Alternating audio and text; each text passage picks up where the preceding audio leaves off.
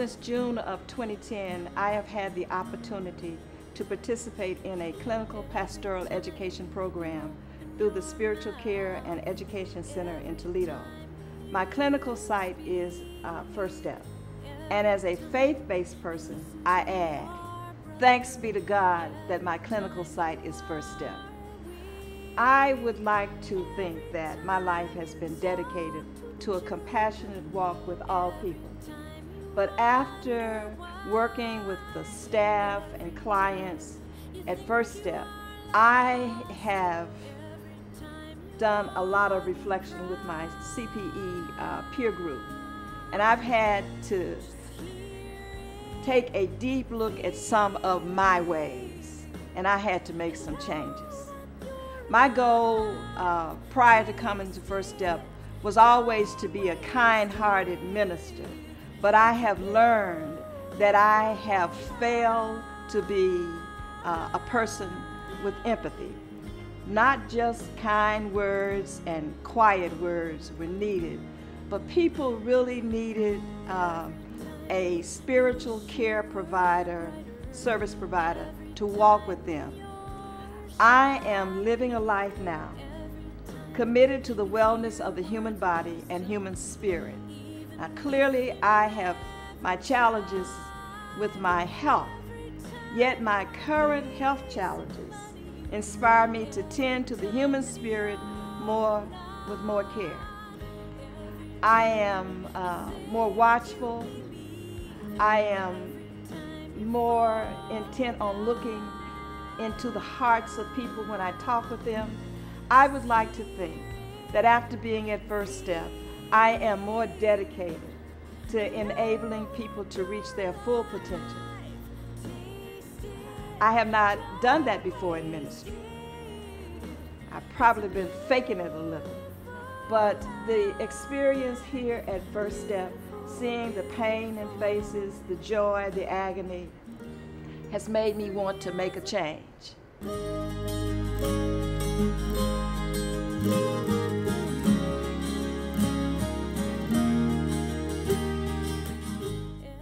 One of my favorite rotations as a CPE resident has been with the support groups.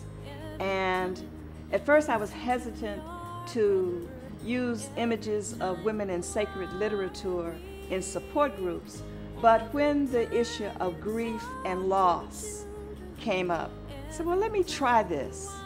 And then I thought, which biblical story about grief or about women contemplating or meditating or sitting at the foot of Jesus would be appropriate? And would the women in the support group, would this be appealing to them? And it was. So what I'd like to do now is share something from the Gospel of Luke with you, and then talk a little bit about Martha and survivors. As they continued their travel, Jesus entered a village. A woman by the name of Martha welcomed him and made him feel quite at home. She had a sister, Mary, who sat before the Master, hanging on every word he said. But Martha was pulled away by all she had to do in the kitchen. Later, she stepped in, interrupting them. Master, don't you care that my sister has abandoned the kitchen to me? Tell her to lend me a hand. And the Master said, Martha, dear Martha, you're fussing too much and getting yourself worked up over nothing. One thing only is essential, and Mary has chosen it. It's the main course and won't be taken from her.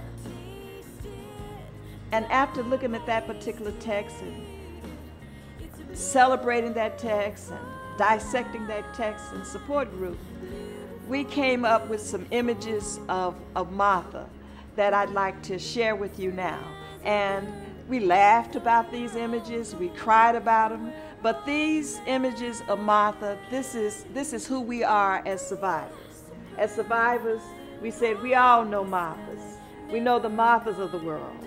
We know their temperament, we know their nature, we know their attitude, we know their character, we know their temper, we know their outlook, we know their makeup, we know their personality, and we know how to either encourage or break their spirits. We know the Marthas of the world. We are the Marthas.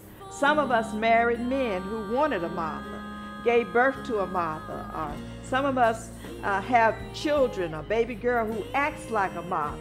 We know a Martha who lives down the street, around the corner, in the building, over there across the parking lot. Some of us have taken care of aging Marthas.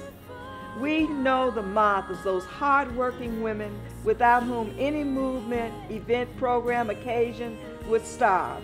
Churches and agencies like FirstStep thrive on their Marthas. Who will clean up? Martha will. Who will cut the grass? Who will rake the lawn? Who will wash behind the garbage bin? Martha will. Who will see that child care is provided? Martha will. Who will attend to go to the meetings at the city hall? Martha will. But Jesus said, Martha, you fuss over many things. So as survivors, we stopped and we contemplated. What is it that we really need to do in order to heal? What is it that we need to contemplate about ourselves? Where is it that we need to go? And we looked at these images of women in the sacred text, made some decisions about where we want to go, and decided that we can select to be Mary, we can be Martha, but most of all, we can select to heal even when we are grieving the loss of those persons who hurt us.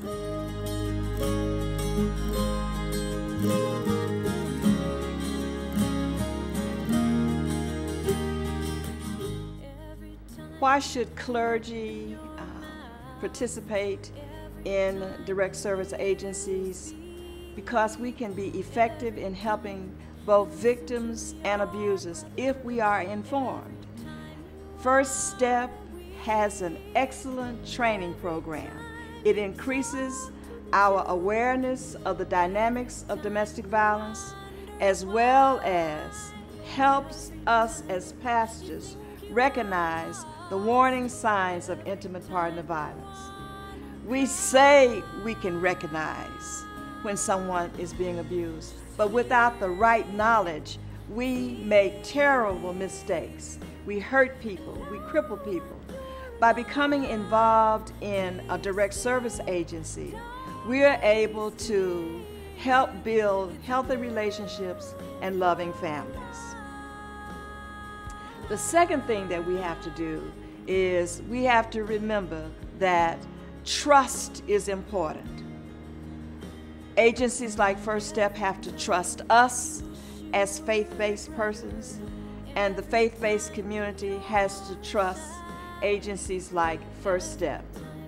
One of the things that I learned very quickly as an African American clergy person is that an agency like FirstStep would provide the opportunity for me to work with persons from all walks of life, to work with a diverse community.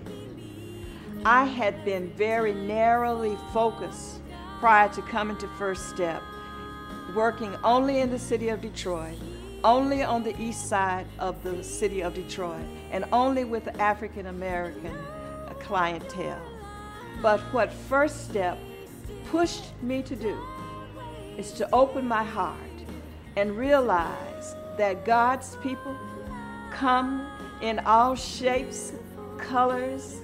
God's people speak many languages, and God's people need us to understand that love is not necessarily colorblind, but that the world is an amazing, colorful world, and we are called to serve it.